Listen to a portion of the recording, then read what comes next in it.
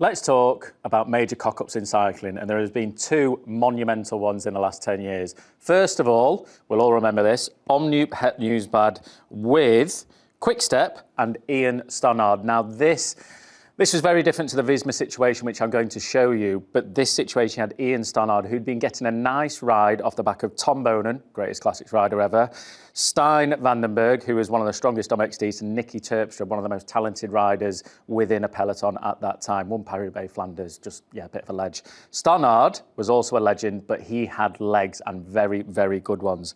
As you can see here on the graphic, Tom Bonen attacked after doing majority of the work with his teammates. Stannard sat on the back, be attacked with 4.6k to go.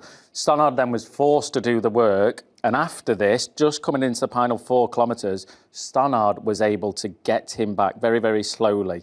So once he got him back at this point here, it was game on again. Stannard expecting the attack straight away, Terpstra over the top, and Stijn Vandenberg, this was a questionable manoeuvre, followed him, and that enabled Ian to jump on the back of them. Tom Bonen in this situation now, after being on the attack for a kilometre, legs on fire, legs are burning. In this point here, Ian was able to just get into that slipstream, take a little bit of a breath, never going into that red zone too much, keeping something in the tank. And then here, he went all out on the attack, 2.7Ks to go. Bonen sat on the back. Here, Vandenberg bails. He can't do anything else. Terpstra was able to get on board with him, but distancing Bonen at that time. So when we came into the finish a little bit after this, there's a moment Terpstra joins onto the back of him.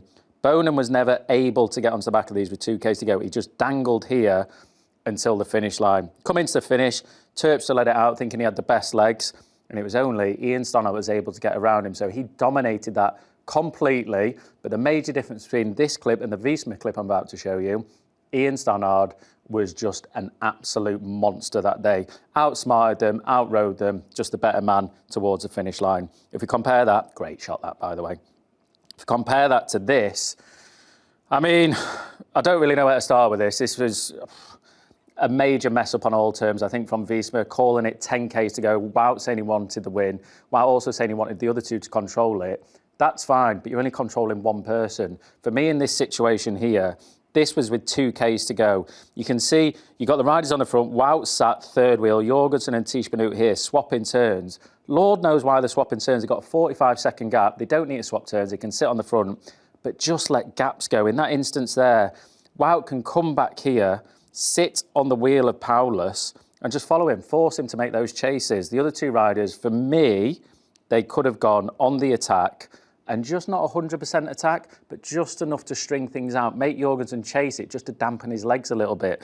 So in this situation, I think Wout, very, very confident, as he should have been, but they just didn't put enough pressure on Paulus. Paulus just had the ride of his life, going into the finish.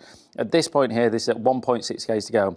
Not attack, not anything, just the riders controlling things coming into the finish. Around the corners, they could have just let a little gap go, just made sure they were on the wheel. And this point here, look, you can see how keen Paulus is on staying on Wout van Aert's wheel. So following him, moving around Jorgensen, not letting Jorgensen get on the wheel, and then Jorgensen realising that and then going back past him with 1 kilometre to go.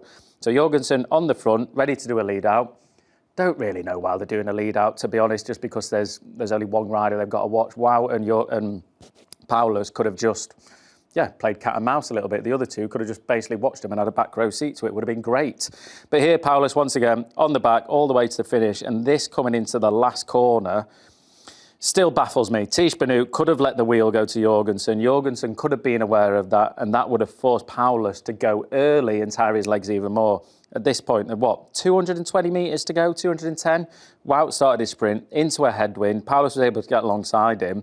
Wout here in his interview after did say he cramped up, but I think it's just, for me, it's exactly not what to do. You know, using your head, using strength in numbers is one thing, but using them just to pure strength without getting any tactical nous involved, it's just a missed opportunity. Could have had maybe 3 on the podium there.